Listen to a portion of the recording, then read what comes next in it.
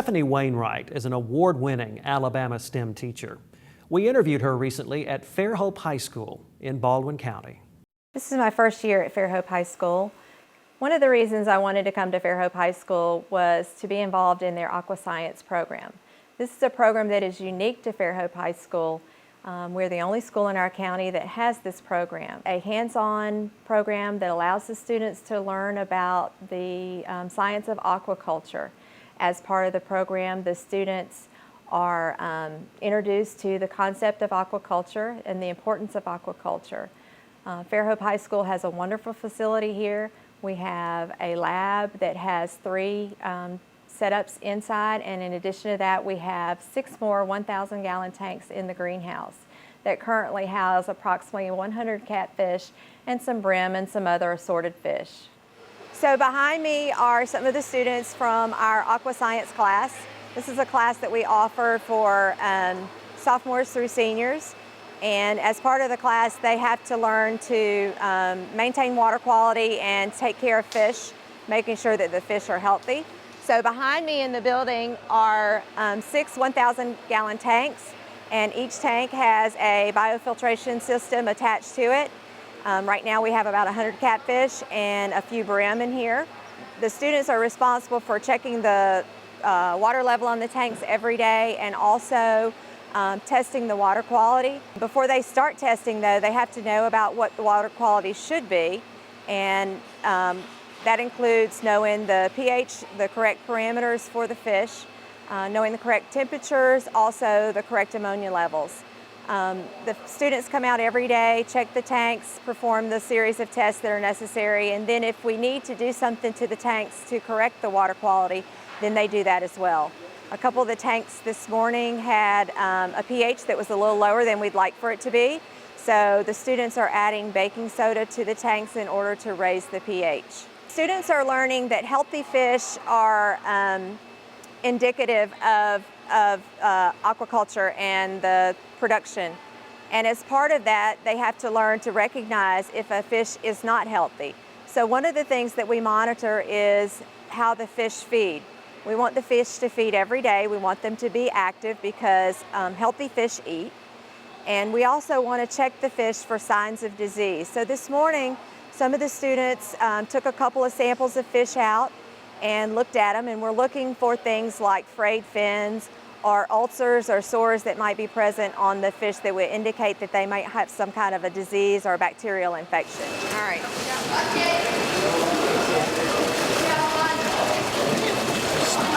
Yes, spots on them? No spots. Nice and slimy. Can I feel them? It is slimy. Slimy? Yeah. So that slime is mucus, which protects his skin from bacteria and other things. Yeah. The spots that we would be looking for would be white, and they would be like sores. So this is not. This is natural color. When we first got these fish, they did have a little bit of a bacterial infection, which is very common because fish are easily stressed. And the fish traveled all the way from North Alabama to get here. So when they got here, they were probably very stressed.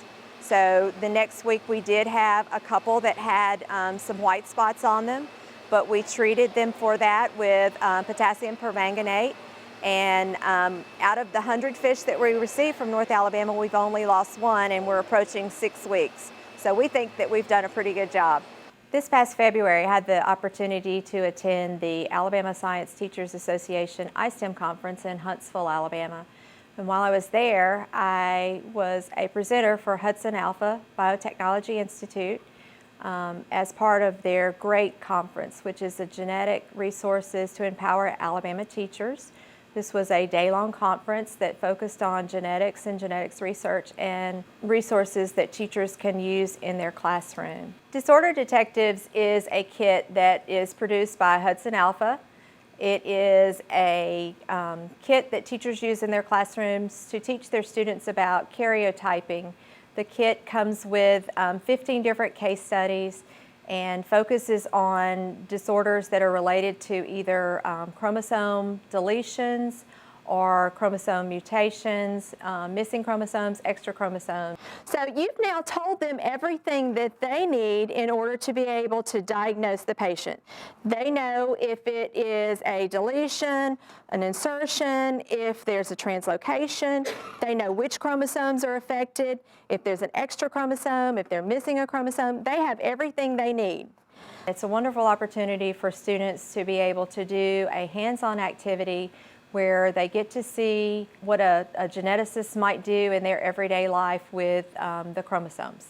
So the kit comes with 15 boards, and you get 2 sets of chromosomes, and they are randomly arranged on here. So technically you could take this straight out of the box, hand it to your students, tear the sheet in half and say, go to it. Okay, so because these are random, so they're not in order. Over on the right side, you have the patient's history.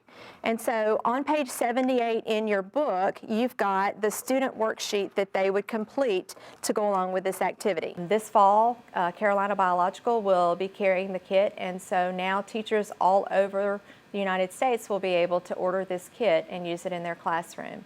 It's a wonderful tool because it's hands-on, and the students have the ability to actually take the chromosomes, match them with their homologous chromosome, and then identify different diseases or conditions that are related to genetic disorders. While I was at the conference, I also had the great honor of receiving the Alabama Public Television's first ever iSTEM Teaching Award.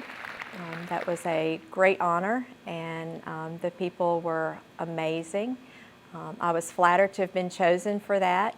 I believe that technology is an incredible resource, and Alabama Public Television has made available to teachers lots of resources on their website, including videos, video clips, and lesson plans that focus on a variety of different topics. Recently, the City of Fairhope and the administrators at Fairhope High School made a commitment to push STEM in our school and make our school a STEM school. And what this means is that the City of Fairhope and Fairhope High School have committed to bringing programs and opportunities to our school to encourage students to seek careers in science, technology, engineering, and math.